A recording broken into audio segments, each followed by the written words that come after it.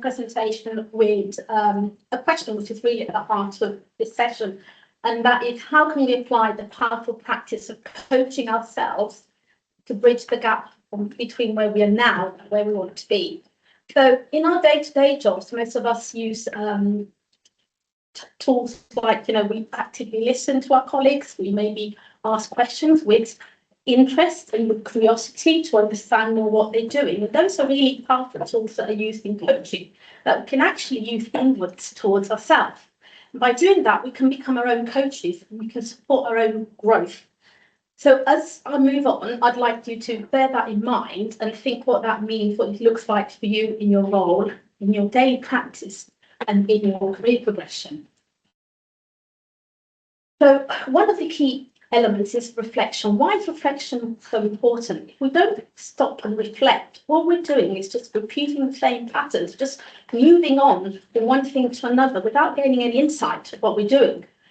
So reflection actually helps us to develop self-awareness, and that self-awareness is the foundation for our growth.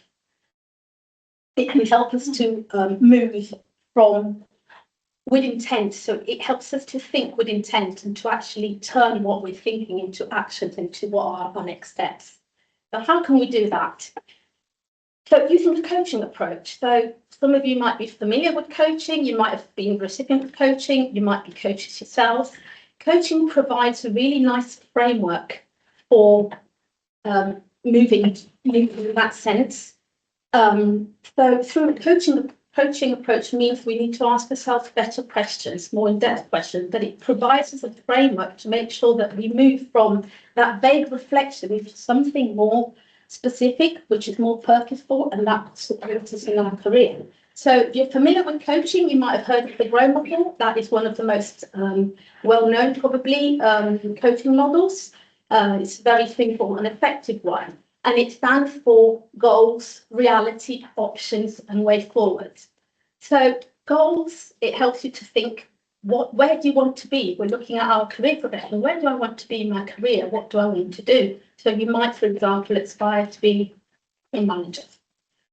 Reality, where are we now towards our goals? So you might be program administrator, for example, and then think about what support do you need? What do you need to do? So the options, thinking about what options you have to move from where you are to where you want to be. So could it be improving your skill set, your training, getting more responsibility, things that help you to progress in your career. And the way forward, for using this framework, it just makes you sort of narrow down, what do I need to do to get there? What are the steps? What am I going to do to move to where I want?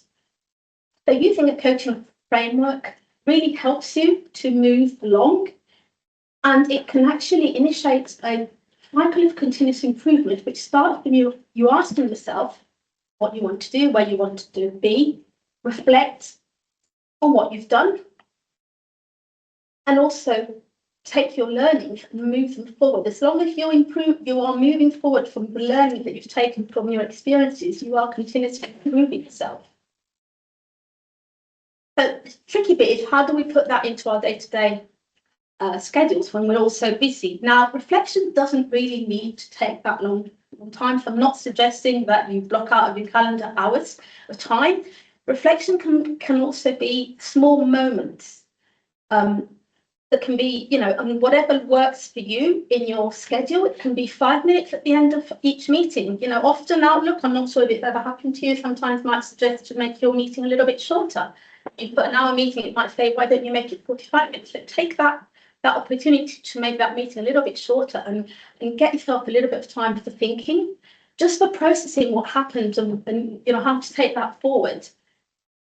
Or you might want to do at the end of the day, just sort of, stop your activities, whatever you're doing, 10, 15 minutes earlier, and just sort of think about what you've done. It's about having those mindful transitions between what you've just stopped doing and what we're going on to doing. But again, otherwise we're not really taking in the learning. We're just moving on like little soldiers, not reflecting. So the key is really embedding those micro reflection moments into your daily practice. And once you embed them, they become the way you do your work. And rather than being an additional tasks on your to-do list, they just become your way forward, the way of doing things. One thing that I would strongly recommend to you to help, again, that sort of continuous cycle of improvement and growth is to capture those learnings. Whatever way, shape or form that looks for you. It can be just a quick log, it can be a journal. But if we don't stop and look at those learnings, we review them, we're not able to actually identify recurrent challenges, current patterns, but equally moments of growth, because we're so busy moving on to what's happening next, but we're not actually seeing how far we've gone in our journey, how much we've progressed. And then obviously making sure that what we're doing, but we're actually connected to what is our final goal, where we want to be.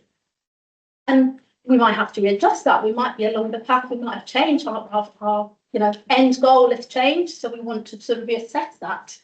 But really, those reflections are sort of important. So another way of strengthening your reflection is feedback. Feedback can be a very powerful mirror which helps you to see things that you don't see for yourself. So we always think feedback is something passive, something that just people give to us, but we don't actually go and seek it actively. And my suggestion is seek it actively with an open mind. Be open to whatever feedback you receive and see it as an opportunity for further growth and not as a judgment on your actions, what you've done. Feedback doesn't have to be formal feedback, it doesn't have to be from people, your seniors, it can be from your peers, from anybody. You might have just walked out of a meeting where you pitched an idea, you meet that person while you're making coffee in the kitchen, you might just say, how do you think that went for you? That is equally as valid as important for you to actually understand and get that different perspective. That feedback closes the loop between your awareness and your progress. So just to conclude, and just wanted to these are my key takeaways, which is really the importance of reflection in turning those experiences into an opportunity for growth, how the coaching approach can actually support our development, and our coaching approach also helps to strengthen our critical thinking and our emotional intelligence. And particularly coaching is something that we see done by somebody else to us, but we can actually become our own coaches and can become our own facilitators of growth by just starting by asking ourselves more questions. That's it. Hopefully I'll set the theme for the next session. Thank you very much.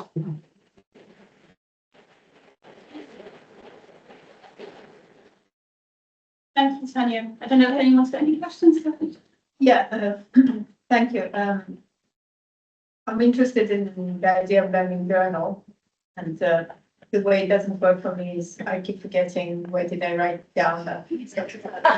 Super insight. And actually, maybe it's a question to everybody here. Do you guys have any wonderful piece of software or an app that you've discovered and helps you to keep your insights and learning well organized and accessible?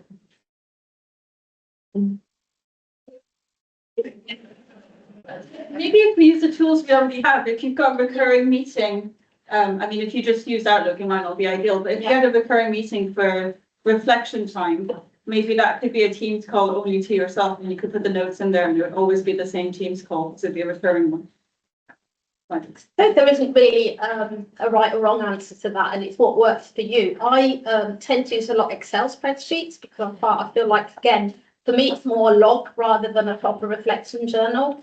And also I find that a little bit sort of quicker rather than actually writing a lot. So it's just, what is the situation, what is the key learning, and maybe if there's anything that I need to sort of to do or what I'm going to do forward. So it's more like a sort of a quick, almost like list that I do, and I keep it all in. And you can use different tabs for different maybe if it's projects that you have. It depends really. Again, it's also I think more into what works with you with how you organize things and how you sort of So